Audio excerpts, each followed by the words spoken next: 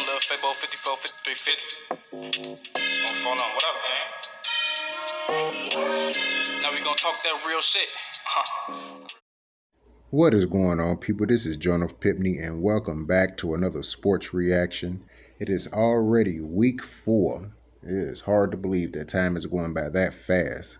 But the Chicago Bears is taking on the Detroit Lions, and both teams is going in different type of directions right now. But before we get deep into the video, I just want you to check out my guy, Mr. YTC. He is a Giants fan. Yes, some people may rag on him about that, but hey, it is what it is. That man put out excellent content. He does excellent live streams as well, and he does sports hangouts almost every week, and he does play-by-play commentary. So make sure to check out my guy, and I'm just going to play a quick snippet of his intro and everything else, and just make sure to check out my man's channel. This is a journey into sound, a journey which along the way will bring to you new color, new dimension, new values, and a new experience. Stereophonic sound. Come on this journey, look where we Now, if you do want to follow YTC, I will be leaving a link down in the description so that you can go to his page, subscribe. He also does sports hangouts every Friday, and he does play-by-play for every Giants game and also rival opponents. So just make sure to tune in, check that out, and we always be doing hilarious shit in Mr. YTC stream. So just make sure you check that out as well. And now we officially start the video. What is going on, people? Yes, we do know the story between the Chicago Bears and the Detroit Lions. It's always been a heated rivalry between the two, and usually the Bears do come out on top every blue moon. The Lions is able to sneak in a win or two, and during a certain time period, they was even dubbing the Bears, stealing 2 victories against them a few seasons in a row. So we do know that the Lions have always been a tough opponent for the Bears.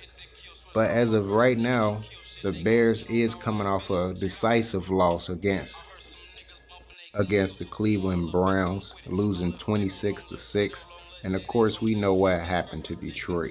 They allowed the Ravens to be able to get in position to kick a game-winning field goal, and then Justin Tucker just so happened to pray to God and ask him, can he borrow his leg real quick so he can kick that 66-yarder?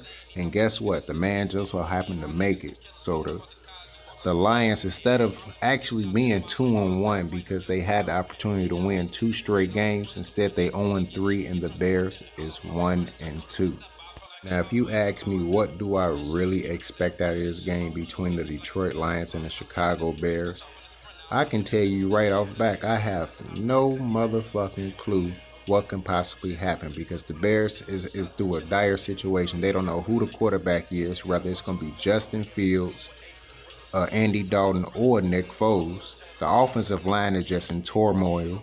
They don't know who to block, how to block, and why should they even be blocking? They ass just a little bit slow out there. And even though Detroit has lost their last 2 games, they have been very competitive in all 3 games and had the opportunity to possibly win those 3 games.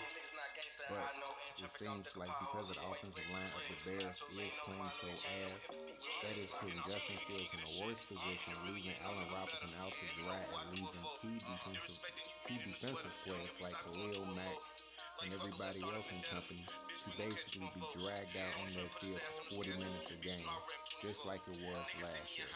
So far, this offense has not produced much of shit. It doesn't matter which quarterback it is. And because Coach Matt Nagy refuses to change up his game plan, this might turn out to be the exact same thing no matter how skilled the position players are. If their offensive line can't block nobody, it is a wrap. Now, as much I just want to say that Detroit is Detroit, and it doesn't matter who they got in there, they just will not show up to play. But it seems like Detroit has been doing the right things. They got a good fucking head coach. It seems like he has the talent to seal those games, but they have been competitive with everyone. Everyone thought that the Baltimore Ravens was going to flat out destroy the Detroit Lions. But instead, they showed up, they hung in there, and if it wasn't for Justin Tucker making a miraculous 66-yard kick, Detroit definitely would have came out with the victory against them. Now, of course, defensively, Detroit has not been very consistent throughout the season. Last week against the Baltimore Ravens could have possibly been a turning point that they needed defensively to be able to take it up to a next level and be able to close and seal games. Something that the Bears defense have not been able to do because they out there on the field constantly and not getting a chance to rest. So this can turn into one of those same situations that we've been witnessing for the past 3 weeks. And Detroit can just come in and just basically take this game away from the Chicago Bears and leave the Bears looking retarded at 1-3. And yes, Detroit might be 1-3, but they have been competitive in every game and they can turn around and win this game because offensively they have been very, very good. It's just that their defense have not been able to hold opponents when it mattered the most. Now I can turn around and just say that the Bears can just turn around and flip it on his head and steal this game away from Detroit. But so far, it has not looked very competent for the Bears offense whatsoever. So until the Chicago Bears can show me something, even though Detroit is Detroit, I'm going to have to pick Detroit to win this game over the Chicago Bears 21-18. And that's literally because I wouldn't be surprised if Detroit wind up with 4 or 5 sacks against Chicago Bears because the offensive line can't block nobody. And yeah, I know it's going to be other fellow Bear fans that's going to watch and hear this video, and they're going to be pissed off at me. But don't be pissed off at me. Be pissed off at the way that Ryan Pace constructed this goddamn team, especially the offensive line, and be pissed off at Coach Matt Nagy for not putting his players in the best position to win. And that's the reason why I'm coming up with this prediction. The Chicago Bears definitely has to show me something in order for me to even consider them to win this game. I barely picked them to beat Cincinnati, and I definitely was not going to pick them to beat Cleveland Browns. And until they show me something in this game, I'm going to have no choice but to pick the Detroit Lions to win this game 21-18. Now, of course, it is a pick'em game anyway. It is a 3-point game anyway. It can swing either way.